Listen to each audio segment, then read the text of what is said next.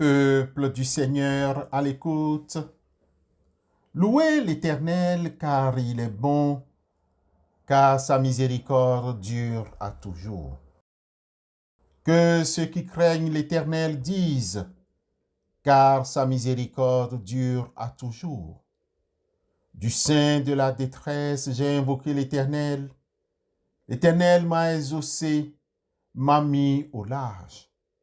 L'Éternel est pour moi, je ne crains rien. Que peuvent me faire des hommes? L'Éternel est mon secours, et je me réjouis à la vue de mes ennemis. Mieux vaut chercher un refuge en Éternel que de se confier à l'homme. Mieux vaut chercher un refuge en Éternel que de se confier au grand. Psaume 118, versets 1 et 4 à 9. Amen. J'ai résolu de ne plus chercher les vanités de ce monde, car vivre avec Jésus me procure une joie plus grande et profonde. J'ai décidé de donner ma vie à Jésus-Christ. Conduis-moi désormais dans cette nouvelle vie. Dans le livre de la Genèse, chapitre 18, Abraham négocie avec Dieu pour épargner Sodome si un certain nombre de justes s'y trouvent. Bien que ce ne soit pas une prière pour l'extension de sa propre capacité, c'est un exemple de quelqu'un qui intercède auprès de Dieu pour changer un décret divin, montrant une audace et une limite de son influence étendue à la protection des autres.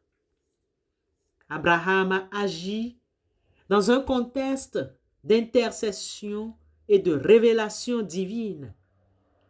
Dieu s'apprête à détruire Sodome et Gomorrhe en raison de leur immense péché.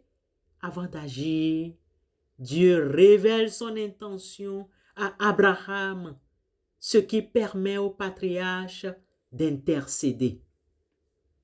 Lisons quelques versets. Alors, l'Éternel dit, « Cacherai-je à Abraham ce que je vais faire? Abraham deviendra certainement une nation grande et puissante, et en lui seront bénies toutes les nations de la terre, car je l'ai choisi afin qu'il ordonne à ses fils et à sa maison après lui de garder la voie de l'Éternel en pratiquant la droiture et la justice, et qu'ainsi l'Éternel accomplisse en faveur d'Abraham les promesses qu'il lui a faites. » Genèse, chapitre 18, versets 17 à 19. Frères et sœurs en Christ, remarquons dans la suite de ce texte que l'action d'Abraham n'est pas un simple acte de foi, mais un dialogue audacieux avec Dieu fondé sur sa conviction en la justice divine. Il négocie à la baisse, passant de 50 à 10 justes, montrant une persévérance et une audace remarquables pour sauver la ville. Le dialogue est une passerelle vers la paix. À l'image d'Abraham intercédant pour Sodome, nous sommes appelés à l'audace et à la persévérance dans nos interactions. Lisons avec intérêt Genèse 18, versets 23 à 32. Plutôt que de fuir les conflits, frères et sœurs, engageons-nous dans le dialogue, même lorsque les situations semblent irréversibles. Ce faisant, nous permettons à Dieu d'élargir nos propres limites humaines pour être des instruments efficaces de réconciliation. Retenons, bien-aimés frères et sœurs, que le courage ne réside pas dans l'évitement des confrontations, mais dans la capacité à les aborder avec compassion et humilité.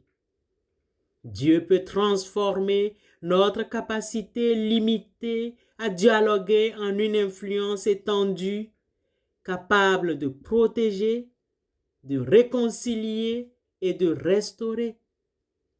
Que nous soyons confrontés à des désaccords mineurs ou à de profondes divisions, cherchons à ouvrir la conversation plutôt que de la fermer. C'est dans ce geste d'ouverture que nous demandons à Dieu de développer nos limites et de manifester sa puissance pour la paix et la justice.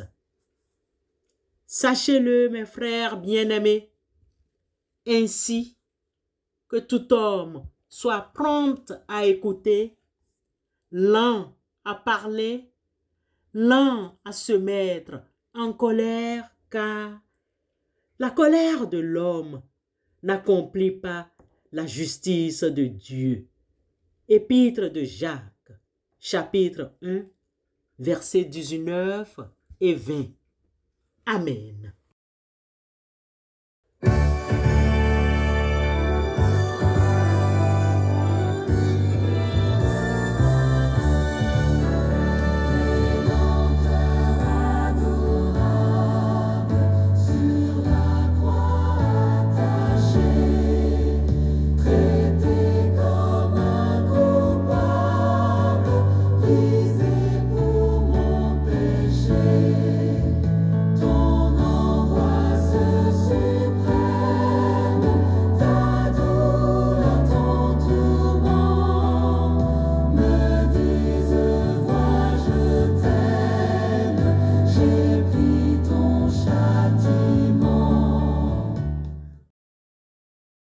Prions Dieu.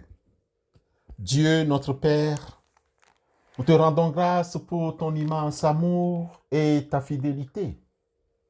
Nous te remercions pour la paix que tu as mise dans nos cœurs et pour toutes les bénédictions que tu nous accordes chaque jour. Ce n'est pas un droit, mais une grâce qui vient de toi. Merci. Nous te prions, Seigneur, d'étendre cette paix à travers le monde entier, afin que la guerre et la violence cessent. Nous te prions pour la paix et la réconciliation au sein des familles, des communautés ecclésiales. Là où il y a de la haine, nous te demandons d'apporter un amour. Là où il y a la division, nous te prions d'apporter l'unité. Nous te demandons de toucher le cœur des frères et sœurs qui sont ennemis, afin qu'ils se pardonnent et qu'ils se retrouvent et retrouvent leur lien fraternel. Nous te confions les enfants et nous te demandons de les aider à s'entendre avec amour et compréhension. Délivre-les de l'esprit de jalousie et de rivalité et remplace-le par un esprit d'entraide et de soutien. Nous te prions pour la paix dans les écoles, les lieux d'apprentissage, ainsi que dans les lieux de travail. Fais de ces lieux des espaces de respect, d'harmonie et de collaboration. Tout cela et bien d'autres encore requêtes, nous te les demandons dans le nom de Jésus-Christ. Amen.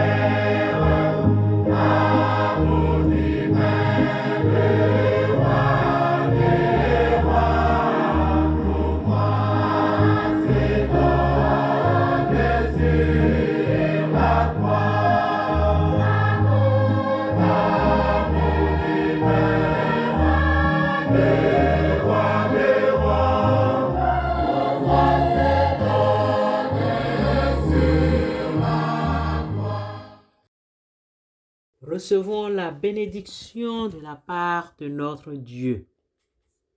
Que la main de Dieu soit avec vous pour vous préserver du malheur et de la douleur. Que sa faveur vous accompagne non seulement en surcroît des biens matériels, mais surtout dans la paix, la joie et la sérénité que procure la vie avec lui, au nom de Jésus-Christ, notre Sauveur. Amen.